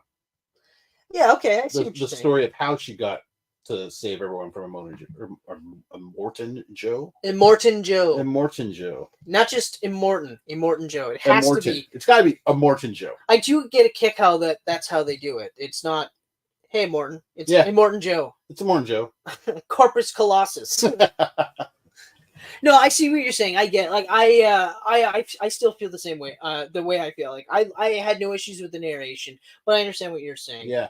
I think that pretty much ties up all my negatives in one big swoop. So for me it was a little bit of the pacing. No, not really. Well, no. the pacing, if there is a pacing issue, came from the time. The chapters. Yeah. I didn't really like that because it did actually take me out a bit. I find like it has to be a certain type of movie for me to do it that way. Yeah. Like if this was an indie flick. Yeah. And they did chapters, I'd be like, oh, a chapter. Look at this. But in this big budget action movie, I was like, oh, okay. Which is the 5th entry in the Mad Max series. Okay, all right. But again, they never had chapters. But they're doing different things. Yeah. Right? So it's like, okay, all right. So I can forgive some of that, the bits of the CGI. Like, it's all just like little things that just kind of hit me. That's why it's like this is a 4 for me. Yeah. You know? It's a 4 for me, too. And the other part was, I know I'm gonna have to rewatch it, but Hemsworth's Dementus really didn't feel that far from his Thor. It's like, okay, I get it, you put a nose on him and you put the weird teeth on him and he spoke in a exaggerated Australian accent, but he generally was acting like douchey Thor. Yeah. You know? Yeah. It did dial it up from time to time. Like, overall, he was still like, I was like, oh, I could see more of it. Like, if he leaned into more of it. Yeah. Right? Yeah. Or, like, I'm not trying to say he's a bad actor or anything. I haven't seen him do anything other than Thor, I guess, aside from this. Right. But it just seemed like he was trying to do, it was like Thor adjacent, I guess. And I couldn't shake it for the most part. So I get that. I mean, he's got the big build and the beard and everything. So, I mean. But even just the theatrics, too. Yeah. Like, it's more or less a douche Thor, though. Exactly. Yeah, a douche with Thor. TD's Thor. Exactly. Yeah. Love and Thunder Thor. Where you're just like, fuck off. Yeah. Like, no one thinks you're cool. Yeah. Nobody. No one thinks you're cool because you're not. I'm not. Believe me, I'm not cool at all. I'm cooler than you right now, and you've got thunder powers. You're a fucking god. Yeah, everything you do is cool, but you suck. You suck. That's good. I like that. Everything you do is cool, but you suck. Yeah. Oh, fuck. But overall, like this movie a lot. I love this movie. Annie Taylor-Joy was incredible. But so was the girl, Alia Brins or whatever. Yeah. Oh my god, Aaliyah. she was so good. So good. Like, so good. Fuck. And then Tom Burke. I'm not familiar. Solid Snake. I'm not familiar with this Solid dude Snake. at all. That's but before I saw this, all I saw was Hideo Kojima go on Twix and basically say, like, I want George Miller to do Metal Gear Solid. I want Tom Burke to be Solid Snake. And this is coming from a guy who already handpicked Oscar Isaac to be a Snake. So fuck that guy. Fuck that guy. Get him out of here. He's in too much shit. Get this guy instead. Bring the budget down. Strike. And the Musketeers. Visually, Solid Snake. Acting, Solid Snake. Yeah. You put an American accent on that guy, and that was Solid Snake.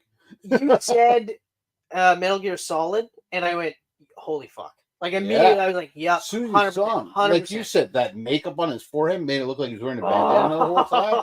He had almost a fucking mullet. His outfit was very much like, fuck. He looked like Snake. Yeah. Everything. And he was great. Now all I want to do is see this guy fucking creeping around. Yeah. Just squat running. Yeah. Slow, or not hiding, even just hiding in cardboard boxes. Oh man. Stealth killing people. Yeah. Or not even killing them, just putting darts, tranking them. Yeah, just because you have to get the rating. Yeah. Oh man.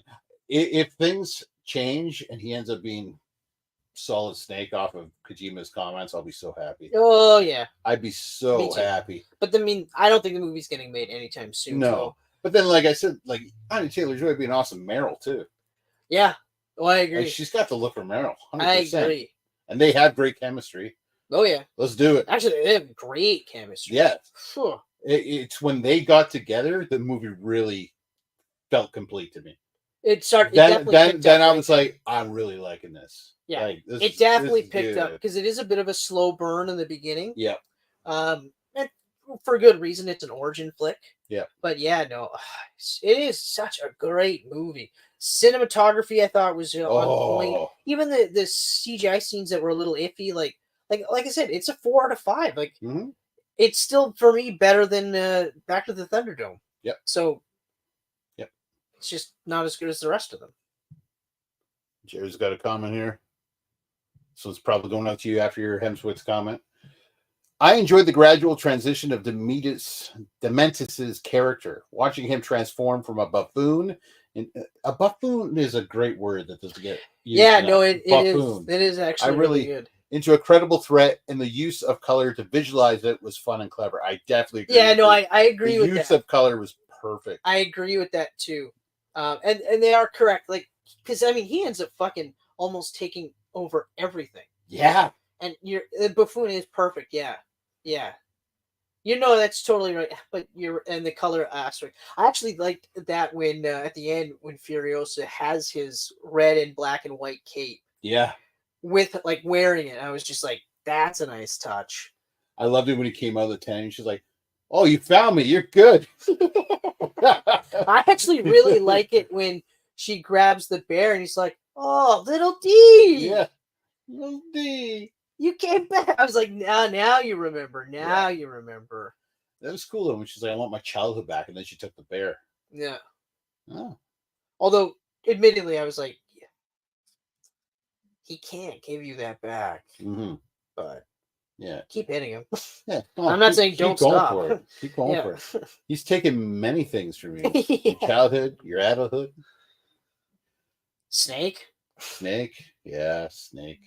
That was rough watching him just get dragged behind a car and then dogs attacking him. No kidding. I'm glad they didn't get close on that because I didn't want to see it. No, me neither. I was like, that's good. Keep it at a distance. I know exactly what's going on. Oh, so yeah, another great movie and another great solid entry in the Mad Max series. Yeah, I hope it's not the last. I hope so too. You know what?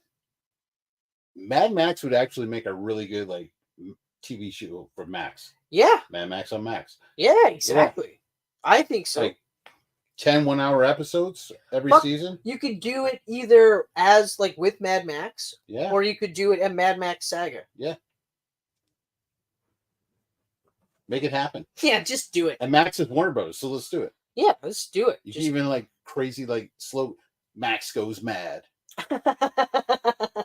You will go mad for Max. Yes. Oh, this is Max at his maddest. Man. Oh, you know what? Before we go off Furiosa, though, I want to talk about the action set pieces. Okay. Because when they go to fucking Bullet Town, what's it called? Bullet Town? Yep. That whole action set piece was incredible. You're talking about like towards the end? No, about 3/4 way point where there's it's not the one with he's sniping. Yeah, that's Bullet Town. Yeah. Oh, that whole thing was incredible. Oh man, like all the action set pieces, honestly, it really gave me a video game feel. Oh, I was behind that rifle. Yeah, I know. The sniper shots were fucking sweet. As a sniper game too, I'm like, fucking right. Yeah. I loved it. Holy shit. So yeah, I mean, like I would have liked an X-ray vision of the guy having his back of his head exploded. Bullet camps. Yeah. And the slow motion pan around. Yeah. Oh yeah. No. I haven't even started that game yet. No? 4.5 hours for his first mission. That's hilarious. That's how long it took me. But that's also. But I take my time. But that's also your first time too. Yeah, I take my time. I'm going everywhere. Yeah. I will say though that the first mission was my least favorite first mission of the last 3 Sniper Elite games. Have you played all of them? Yeah. That's I didn't even know like you played the first 2. I had a feeling you did, but I played the first one, but I never like owned it or beat it or anything. I think I rented it because it was a PS2 game. Okay. It's old, but like from 2 on, yeah. I think actually, you know what? No, I think I might have played Sniper Elite 2, and I think it was same deal. I rented it, but like. And the first one never had the bullet camera or anything. Like it was just a very straightforward sniping game. Oh, I might be thinking of something. It might be Sniper Warrior. I remember I tried one and like they tried to make it as realistic as possible. Yeah. So you had to account for bullet drop, winds and shit. I hate that. And I remember just being like fuck this shit. Yeah. Oh, I did that too. I mean, you could set the Sniper Elite games to have that. Yeah. I don't want that. Yeah. I'm playing for fun. Yeah. If I wanted to be a real sniper, I'd go become a sniper. Yeah, exactly. Yeah, fuck. I want to hit the guy that's 4 miles away. But the one thing I would say though is like we were shitting on it for the budget, and then of course when realizing that the budget is actually less than the first movie, it's like, well, then it's tough to say. I don't know what they could have done differently. Yeah. You know, like, I mean, sure, you could say maybe make the budget 150, but is squeezing 18 million out of I that? just don't understand how, like, why does it cost that much? You're in the dirt. Well, I think it's because most of it is soundstage CGI. Yeah. You can make a Godzilla for 20 million bucks. You can make Mad Max for under. I know, like, how crazy is that? Like, when you sit there and say things where now you have to literally go, yeah, but that movie was made for 20 million. That movie there. From what we know. Mm-hmm. Like, they might be fibbing their numbers. Yeah. But who knows? Even still. Even if it's made for 50 million, that's insanely low. Yeah, I've seen people go, yeah, but that's a Japanese movie, which means they probably had, like, kids, like, doing everything. And you're like, what the fuck does that mean? Yeah, what are you talking about? They were having people that not paying them. I mean, what is it, Blair Witch? $10,000? That's what they were doing. Yeah, that was 10,000. Wasn't it 10,000 for Clerks? I think it was a little more than that, but yeah, no, it was super low because he paid it on like with credit cards. You got credit cards from everybody. He's like, if this does good, I'll pay them off. If not, then I guess I'll have to deal with all the debt. Yeah, yeah. But like, still, like that in itself is crazy. That's cool. Talk about taking a bet on yourself. Well, yeah. So I don't know. It's tough to say. Like, I can kind of go with part of it has to do. I personally think part of it has to do with the economy. Mm-hmm. You know, like we're all feeling this. Well, not all of us. A lot of us are feeling this sting, right? Yeah. So we're becoming a little bit more choosy, right? Mm-hmm. Also, there's different windows for streaming, right? Yeah. So I think like Warner Brothers has like a 6-week before they start streaming. It's something stupid small now. So it's like, well, why do I even bother? I just wait a month and a half. Yeah. You know, and to be fair, and I'll be honest with you, I thought about this today. I think I should have seen the Planet of the Apes movie in the theater and not seen this in the theater. I'm surprised you weren't, because you weren't even talking about watching that Planet of the Apes. I wasn't planning on it. Then I saw the trailer and I was like, well, that actually does look pretty fucking good. It is really good. But like, I mean, obviously, like I'm in a position now where I now have to be really choosy. Yeah, for no particular reason at all. For what I have to spend my money on, I have to really go like, okay. Yeah. All right. So, I mean, can't watch too many movies. I got McFarlane toys to buy. Yeah, exactly. Like, fuck, man. Yeah. That's fucking shit. But anyway, so it's a tough call. I just think part of it is economy and people are becoming more choosy. But I think another part is that they marketed this weird. I feel like they didn't do enough to try and market it to women. Mm-hmm. You know, to kind of say, hey, like, I don't know if you've seen Fury Road, but this chick is fucking awesome. Mm-hmm. She's a badass. Yeah. I don't know. It's tough to say, like, because I don't really think they did anything wrong. And yet we're in this situation where they're like pointing at it as a big bomb. Like, I think Fall Guy is a bigger bomb than this because they were pushing Fall Guy. They were pushing it wrong. Yeah. They should have pushed it as an action comedy romance instead of just a rom-com. But it was a 70-year-old, like it's a 70s IP. Yeah. And like I get it. You had this star cast. But that's the thing too, right? They're coming off of Ryan Gosling and being a Barbie huge hit. So they're like, Ryan Gosling. Wasn't she in Oppenheimer too? Yep. Yeah, so I mean they're both coming off these huge Why hits. didn't they use that? Barbenheimer comes together. Or something. But and to be fair though, I didn't look at the trailer for Fall Guy and was like, that'll make $1 million. No. Or no, that'll make $1 billion. I was just like, I don't know. 100 million was pushing it. Because I've seen Brad Pitt make that movie a dozen times and they never make a ton of money. Yeah. So I mean, I don't know. It's a different environment now because of streaming. Yeah. Movies are announced way too quickly as a bomb now. It's like you're not even at the Sunday finish line yet. And it's a Friday night. Oh, that movie's a bomb. This is what's going to make Saturday and Sunday. It's a bomb. Wednesday. It's Wednesday. It's a bomb. It's a bomb. It's by 11 o'clock. And it was Wednesday. never like that because before they were like, well, it didn't open to our expectations, but it looks like it's going to have legs. Yeah, exactly. You don't hear This that thing phrase is anymore. this thing is going to run. Yeah. Yeah, you don't. And it's unfair. It's weird. It's fucking weird. I don't like it. I fucking hate it. Oh. And it's like, it's not just say Mad Max, but also like the Hunger Games prequel. Yep. Also didn't do well. Nope. They called it a bomb right away. They almost literally sent it out, and then within minutes was like, hugest bomb ever. Mm-hmm. So it. I feel like they're going to say that about A Quiet Place when it comes out. I feel like they're going to say that about 20 years later. Ghostbusters, the most recent Ghostbusters, bomb. They said it, bomb. I was like, even though it made the same amount as the last one. As of right now, it's profitable. Yeah. Like it made the same it was amount. still in the theater. Yeah. Ghostbusters was never $1 billion franchise. I don't. It was never. What are you guys looking at?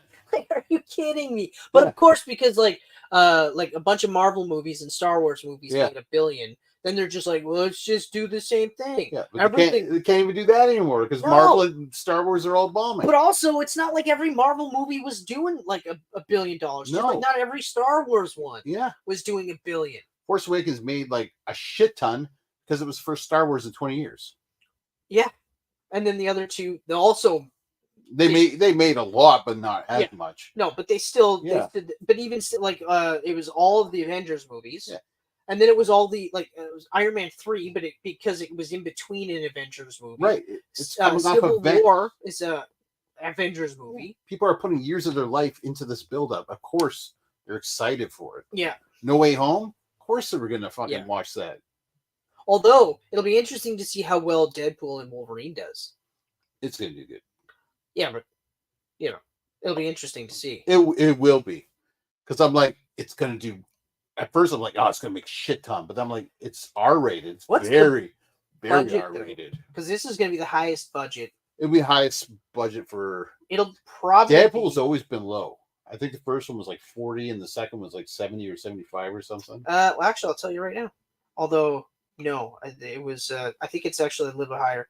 First one, I believe, was 70. And then the other one was like 120 or something like that. But anyway, doesn't matter. I'll tell you right now. Yeah. Sorry, yeah. 58 million. For the first? Yep. Okay, so they made 782.8 million. Yeah. Gee, I wonder if we'll make another Deadpool movie. Yeah. Yeah, because wasn't the second one they had the same director and then he wanted to go bigger budget. He wanted, and Ryan didn't. Yeah, 110. 100. Okay, so it's still low for a superhero movie. So, but then it also did 785.8. So it didn't make as. And much. This is going to have Disney money behind it now. So I'm guessing 140, 150. I'm saying probably closer to 2. Yeah, because you'll get like inflation or whatever, or COVID, or let's see if they can actually have it.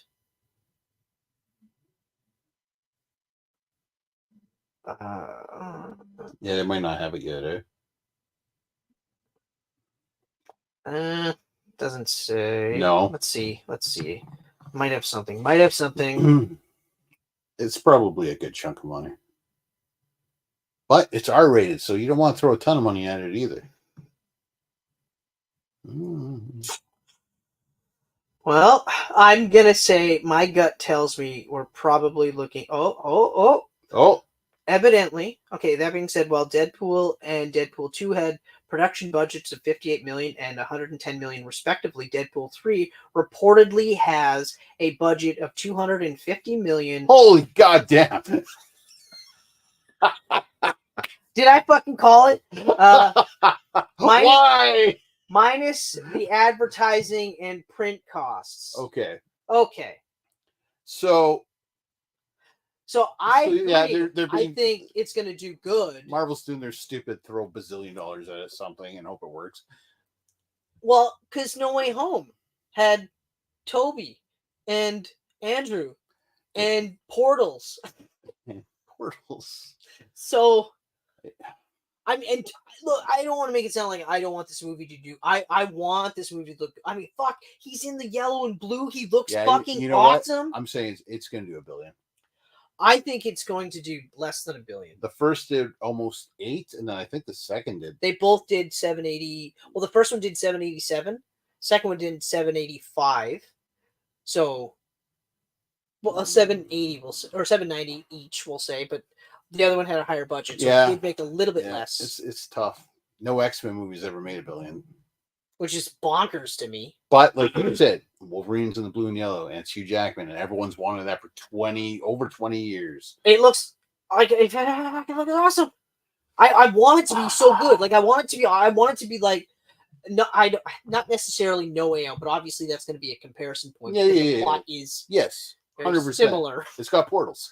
Also, he's recruiting people from other portals, other dimensions to help him, because like we know that it's Cassandra Nova, and we know that it's a version of Wolverine. Yeah, we don't know who else is in this fucking movie. I'm hoping. Well, Colossus is apparently back, and so is Negasonic Teenage Warrior. Good, they're both back. But that's, I mean, like out of any other possible guest stars. Okay, so I've heard Jennifer Garner's Elektra, which I've heard that too.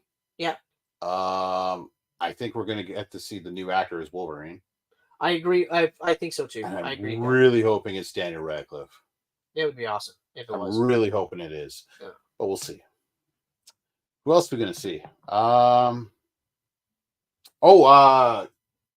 Ian Grufford or whatever, the Reed Richardson, the Fantastic Four movies. I heard he might be in this. I was like, maybe we'll see. We might see Patrick Stewart. Yeah, he'll probably pop up. Well, no. He's definitely going to be in James Marsden. That'd be cool. Famke Janssen said she's not in it, but that doesn't mean anything. Yeah, I know. Tobey Maguire said he wasn't in the other movie. And so did Andrew. Yeah. Andrew, they both were like, no, we're not in that. Yeah. And Charlie Cox. I don't know if they're doing anything with Daredevil. Yeah. I have no fucking clue. Yeah. All of a sudden, here we are. You've just proven you're all liars and we're never believing anything ever. Well, it's like I said last night too. Like, what the fuck was that movie? I can't remember what movie they were talking about, but they were all just like, "Oh, I'm just such a big fan of the work or whatever." I think it was Mad Max. Oh, it was Mad Max. It was Furiosa. It was Mad Max, and they were just like, "Oh, we're just fans of the world and stuff." And I'm like, "Fuck off! No, you're not." Yeah. Like, you don't have to do this. You don't have to. Hemsworth might be because he's Australian, but no way Anya Taylor-Joy grew up on Mad Max movies. To be fair, they could all be fans. They could be. I'll give them that. They could be, but it sounded too factory, like off the presses. Like, oh, we're just such a fan of the. There's a better chance that they're a fan of Happy Feet. Yeah, there is. Yeah. There is. Yeah. Or Babe. You know? Both great movies. Both great movies. That's Both right. great movies. Although I didn't really like Pig in the City. That was. I don't even remember that one. No, me neither. I'm just trying to be funny. I've never even seen it. I was just trying to be like, well, worst sequel ever. Let me tell you something. The sequel wasn't as good as the original. Pig in the City. Pigs don't live in no cities. So Furiosa, great movie. Yeah, 4 out of 5. 4 out of 5 crescents like this. Yeah, let's do it again because I'll rewatch it. That's a good face. I'll rewatch it for sure. Yeah, I will too. Looking forward to it. As am I. So, I don't know. Do you have anything? No. Else to? Regarding this, or in general? In general, no. All right. Well, you guys know where to find us. We're on them socials and things. Mm-hmm. Thank you all. We really appreciate you guys checking us out, hanging out with us, and giving us questions. Check us out. Ooh. And we'll see you on the next one in a couple of weeks. Bye. These pancakes are delicious.